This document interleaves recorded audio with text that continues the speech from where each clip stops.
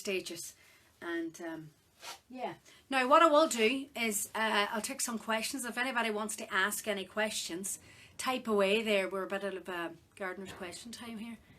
But if you want to ask any questions, because there's words flying, there's comments that I'm not seeing that I might have missed, but I'll go back and read them later on, if you don't mind. Excuse me for not being the too good at this. So I'll wait and see if there's any questions there.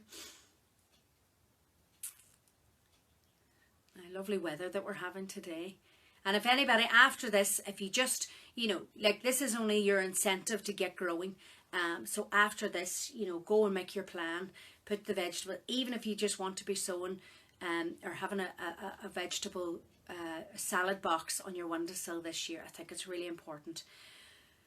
What are you, right? Where's the best way to get your outside garden patch? What's the best way to get your outside garden patch ready for planting? Okay, that's a good one. So we've got vegetable gardens and the polytunnels, and we've got our fruit garden. So one thing that we are really passionate about here is soil and making sure we're looking after our soil. For too long now we have not been looking after our soil properly, and you know, if you don't maintain and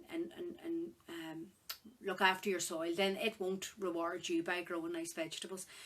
The best thing I've ever discovered was seaweed, and yeah, Angela, the shed has never looked so organised. You're right there. As I say, Milo's been flat out, and we had to get this new piece of wood because it was destroyed in the storm. So we had to fix up our potting shed quite quickly.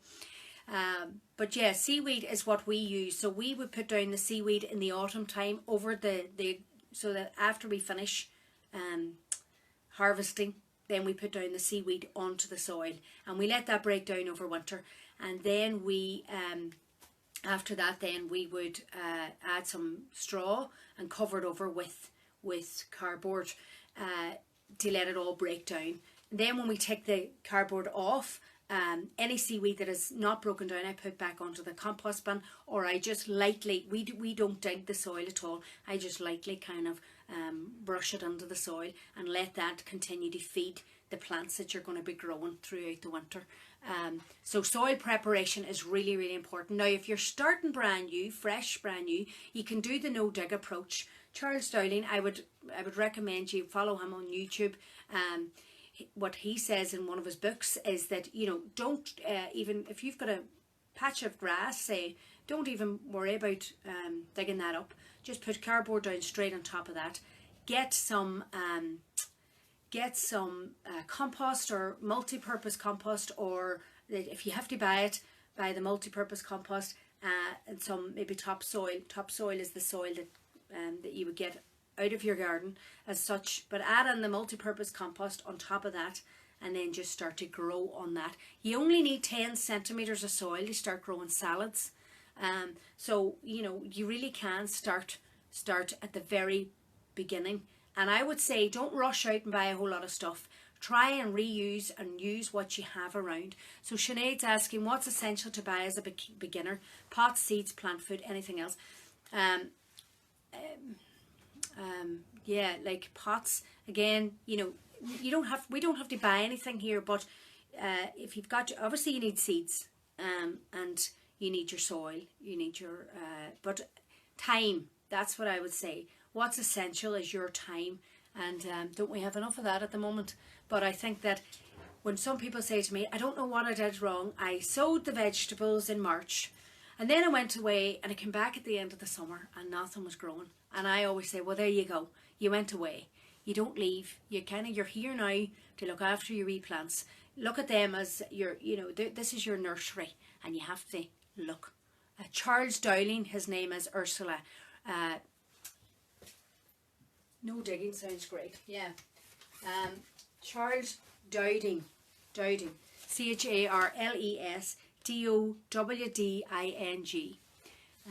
And you can look at that. Now, I know some comments have flown past me there.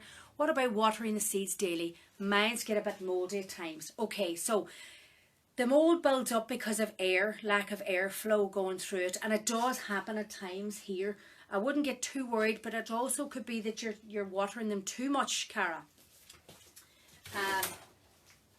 This is a great reinvention if you're doing it on your windowsill, and like in here, the potting shed, like obviously we can water on here. The water goes on the ground and it just goes on out the door, and there's soil in the ground and everything, but you don't want that in your own kitchen. But I discovered this little thing here. I'm just watching the time. I discovered this. It's a bottle top waterer, and you put it onto your bottle top. Now quickcrop.ie again is where I got that, and it's fantastic because the flow of it, if I just do this, well, it's a nice wee flow. You know, it's a nice fine rose is what they call it. And you don't want anything, when you are watering your seeds, you don't want anything that's going to whack the soil, because you could dislodge the seeds at that point. You can also do a thing what they call capillary matting, and I've got some here. Capillary matting is basically when you're watering you put it on the mat. Now you could use this with carpet, I think.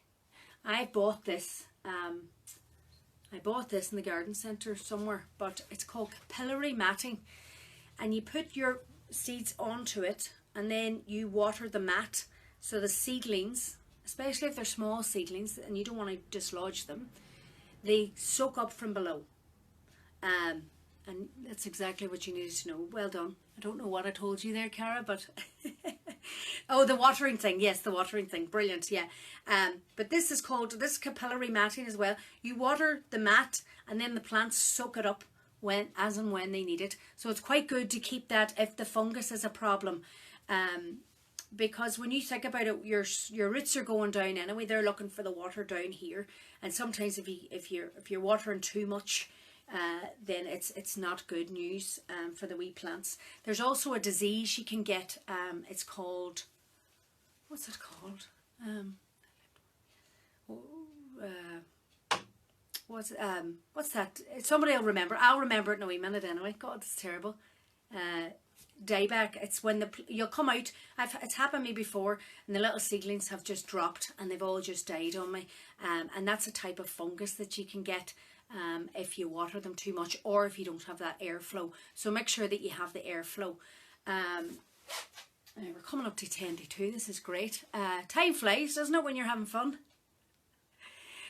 Seeds. I have leftover seeds from last year. Can I use them? If you've looked after them properly, Sheila, you can use them.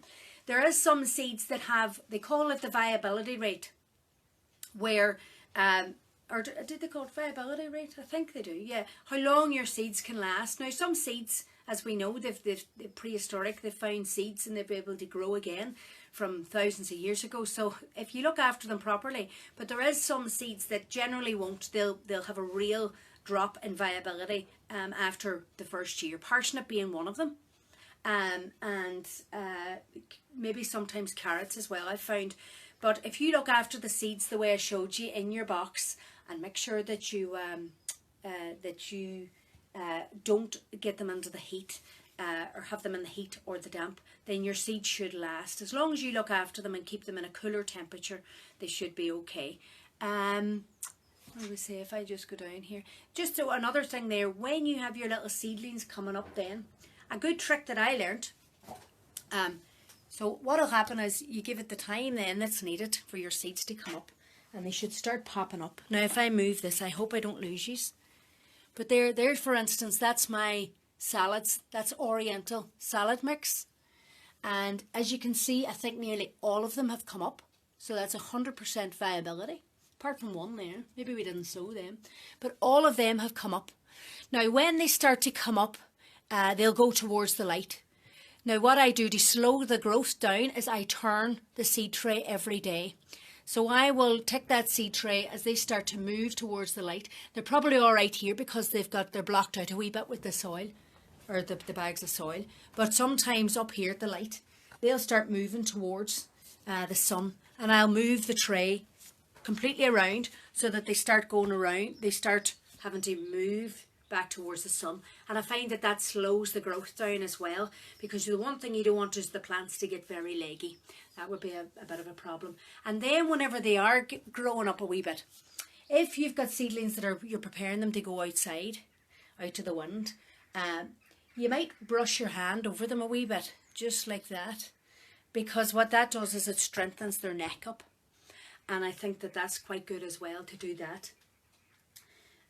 Slugs is a problem, especially in a potting shed where it's wet, and it could also be a problem in your kitchen. But you want to check for your slugs, because slugs, tiny little slugs, come out at night, generally after about 5 o'clock, 5 or 6 o'clock, and they'll come out and they'll just devour all your seedlings. So you have to keep an eye on your slugs. And again, just like being the constant gardener, go out at night time with a head torch on if it needs be. Yes, I do it. And check under your trays. That's the benefit why I sow everything from trays and not direct outside, is because slug watch happens here. And we go out with the head torch on about 6 o'clock, and you check. You'll see them on the surface at around that time, but if you don't see them, then you lift the trays up and you get searching in underneath until you find the slugs. Because if they came out last night and they thought, oh, I like the taste of that, they'll be back. They'll be back the next night, and they'll come in and they'll just wipe everything out. So I think that that's quite important to do slug watch. We can hashtag slug watch. That would be good. So yeah, I think that that's nearly everything that I said I would talk about. I am conscious of talking too much, but obviously we can't talk back. But it's great to hear your comments. So I've done the looking at your planting plan, sourcing seeds, planning your garden, and getting your seed trays ready. By the way, do you need to wash seed trays? I don't know. I sit on the fence there about that. I give them a good brush and clean over, but I do think that exposing them to be a wee bit of, I suppose it's like ourselves, although I can't really talk at this present moment in time. But I would have always said, you know, a wee bit of dirt won't do you any harm, and you know, exposing them to some level of uncleanliness is a good thing as well. But you can get your seed trays ready, you can clean them, or you can give them a wash or whatever. I don't think it needs the rigorous cleaning that we would have seen in the books, using whatever cleaning products, you know, to keep anything at bay. So, but just getting your seed trays ready. We can come back in other times. Whoever was talking about, I can really kind of talk about the soil and crop rotation. I can go on about the things that I can teach, but not teach, advise. But we could look at that, and we can talk about really whatever you want to be talking about. It's coming up to 2 o'clock now, so I won't go on too much more. But if you have any more questions, get them in now, and I'll try and answer them. And we'll have a wee think about when you would like me to maybe come back again and have another chat. And just to see how you are getting on, because yeah, it's like what are we in now? A couple of days in, you know, my kids have already had a couple of breakdowns this morning. I think it's more the realization is starting to set in. I have a 13-year-old, a 10-year-old, 11-year-old, and a 10-year-old. The two younger ones are all right, but the 13-year-old, you know, it's for her. Friends are the be all and end all. So it's kind of like that realization's hitting. So, but she has, you know, they have social media as well, I suppose, what we allow them to have, so they can talk to their friends like that. But you know, we've never seen anything like this. I've never seen anything like this in my lifetime. So we're all going to be really